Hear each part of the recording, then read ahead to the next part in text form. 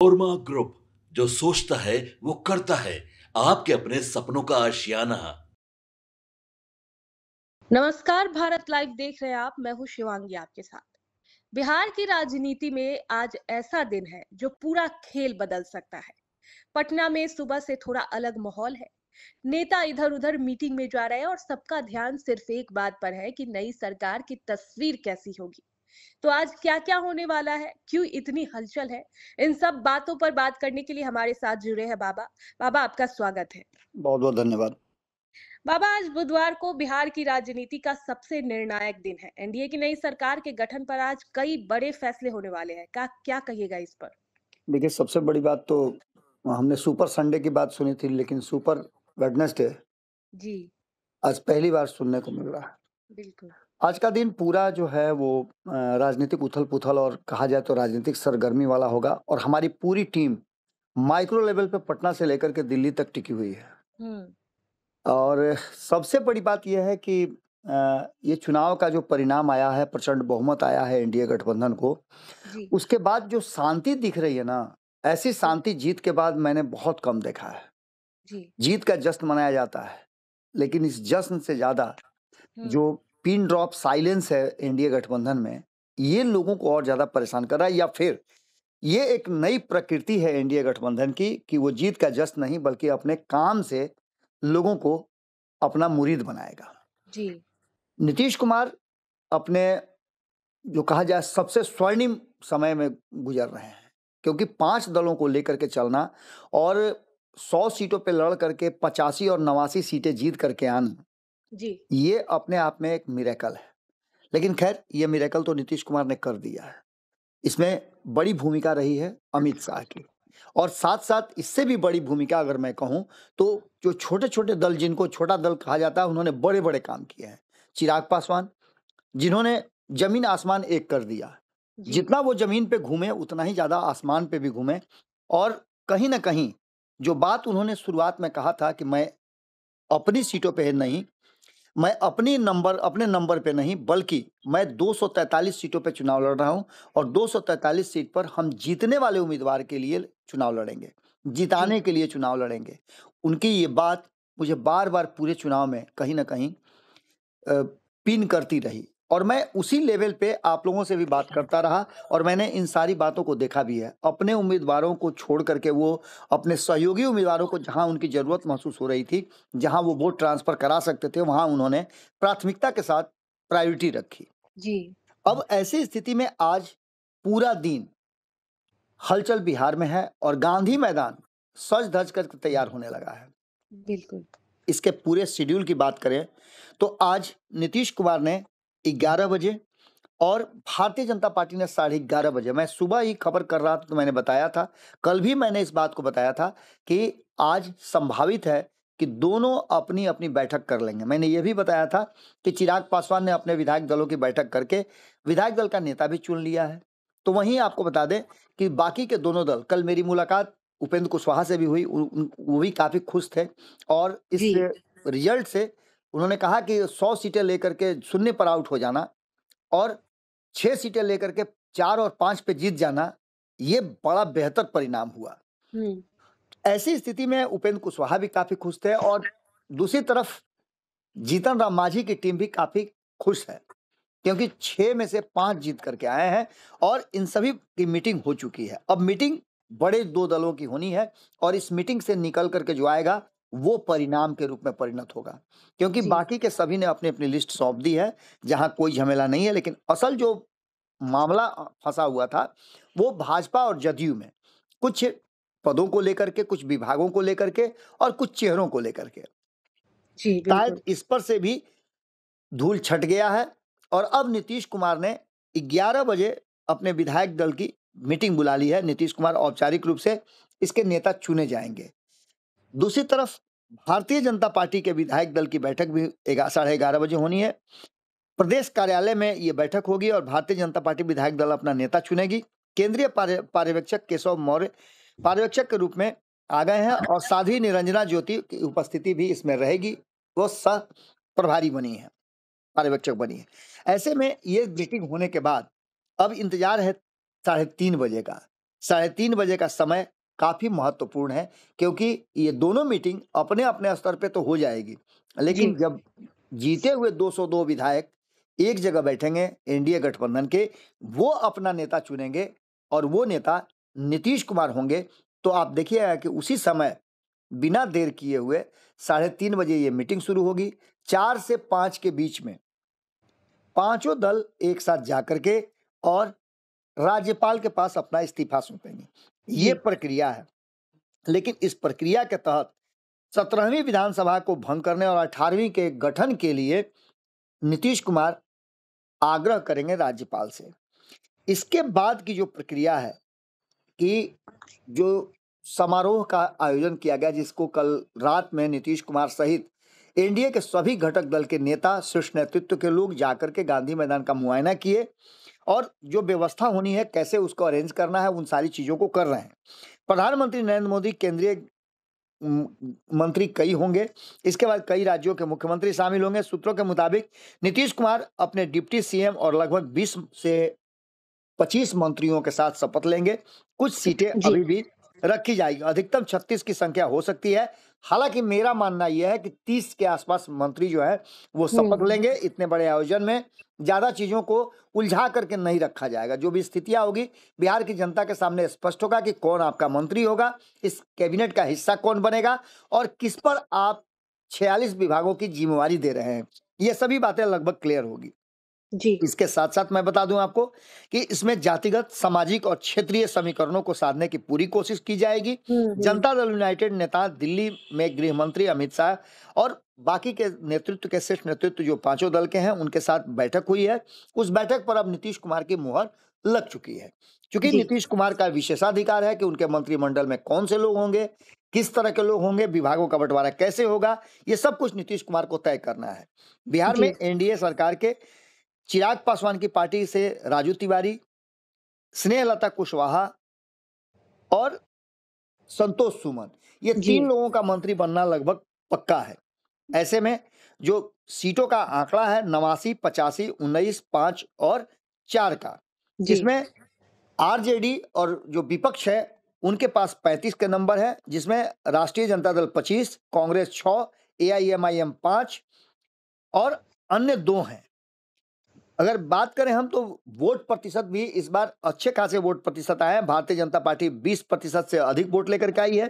जी। वहीं नीतीश कुमार को लगभग 19%, 19%। 19.25% आया है। लोक जनशक्ति पार्टी 5% वोट लेकर के आई है। आरजेडी को 23%, कांग्रेस को लगभग 8.5% से 9% के बीच में, एआईएमआईएम 2% के आसपास, बीएसपी को लगभग 1.5% के आसपास आया है।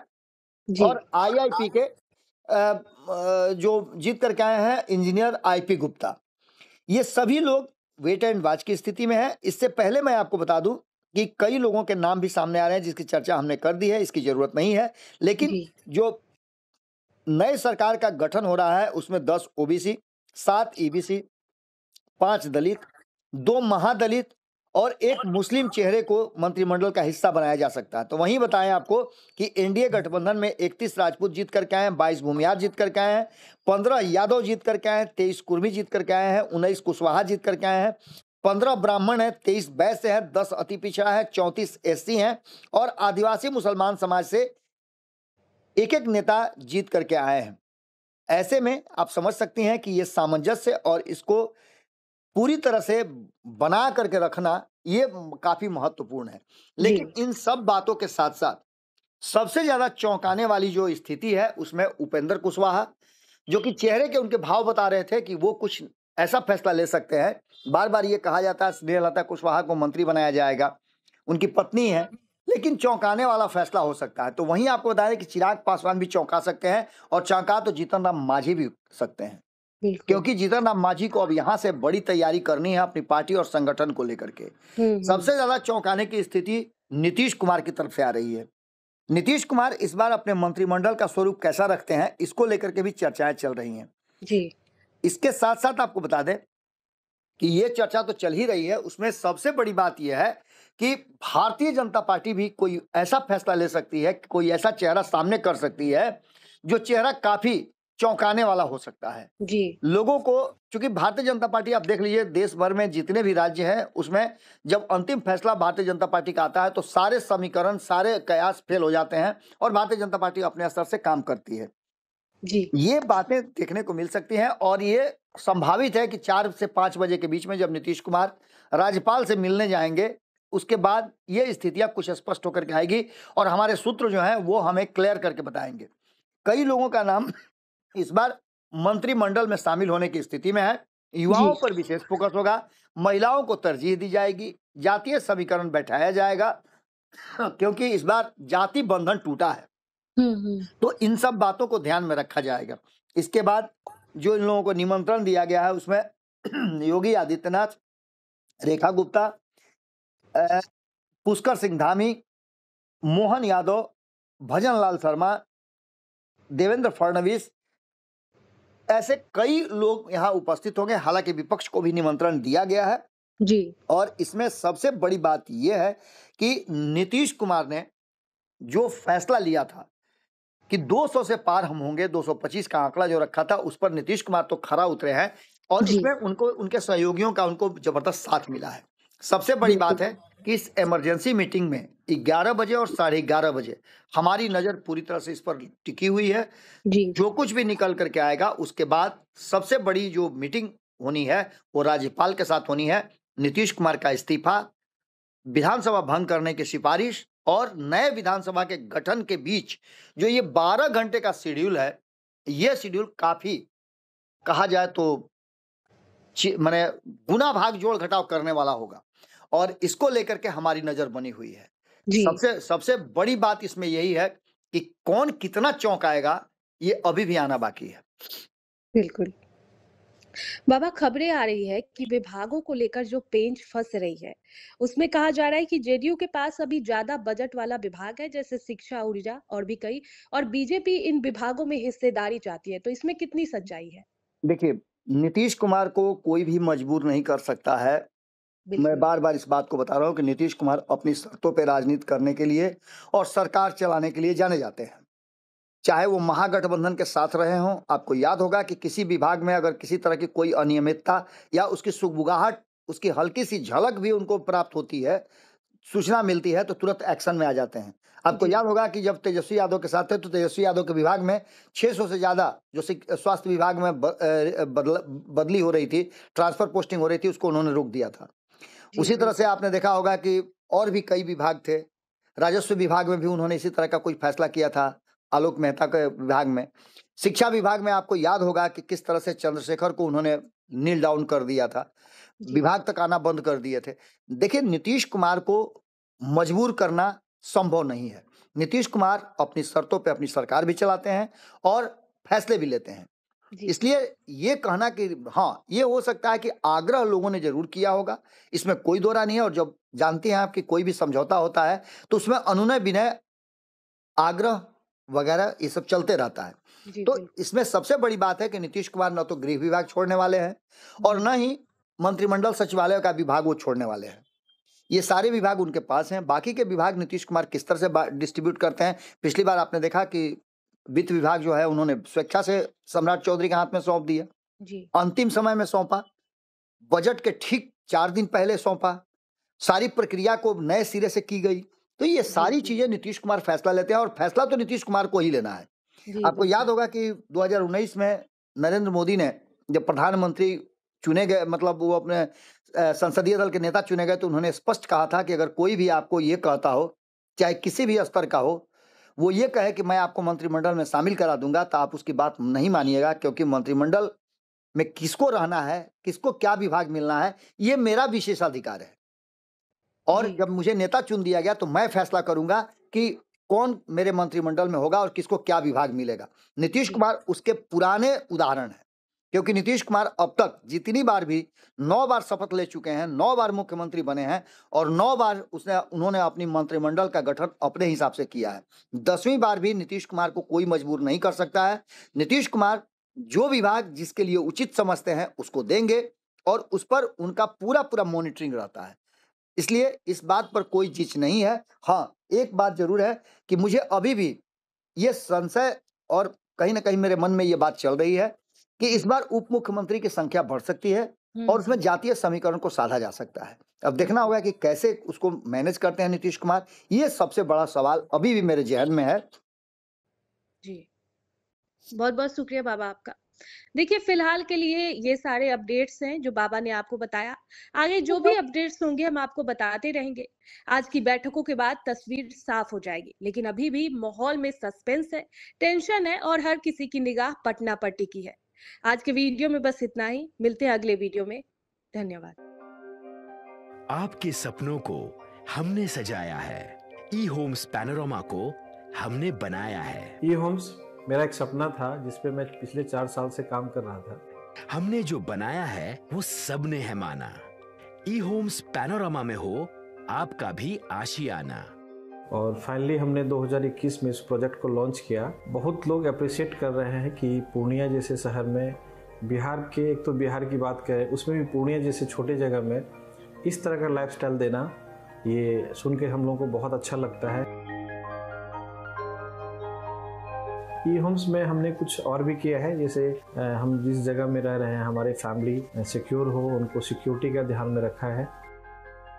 आपकी सुविधा और सुरक्षा आपके लिए खास है, ये आपका विश्वास है। इसमें आर्टिफिशियल इंटेलिजेंस का 7 लेयर सिक्योरिटी का हमने इस्तेमाल किया है। लस ग्रीन कैंपस को बनाया है। यदि हमारा बाउंड्री वाल है तो वो वर्टिकल गार्डन है। ये जितनी भी फैसिलिटी होता है एक इंटरनेशनल टाउनशिप में ई होम्स है, ये हम लोग विश्वास नहीं कर पा रहे हैं। जो भी हमारे मित्र दोस्त या जो भी हमारे बाहर के बाहर आते हैं तो हम लोगों को बहुत अच्छा सुनने को मिलता है और बहुत अच्छा क्रेडिट मिल रहा है। वो सारा हमने सिर्फ एक बिल्डिंग नहीं बनाया, हमें एक बहुत अच्छा लाइफस्टाइल दिया ई होम्स में, और मेरा एक सपना था जिसको मैं आज फुलफिल होते हुए देख पा रहा हूँ। ये आपका आवास है। ई होम्स पैनोरमा में अब आपका निवास है। E homes Panorama, luxurious lifestyle redefined.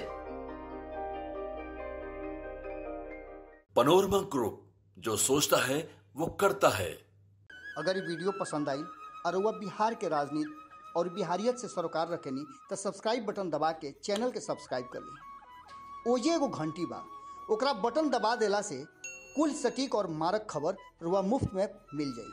अगर रुआ पत्रकारिता के हमनी के नया प्रयोग में सहयोग कर चाहतानी तो ज्वाइन बटन दबा दी। पेटीएम नंबर नोट कर ली 9386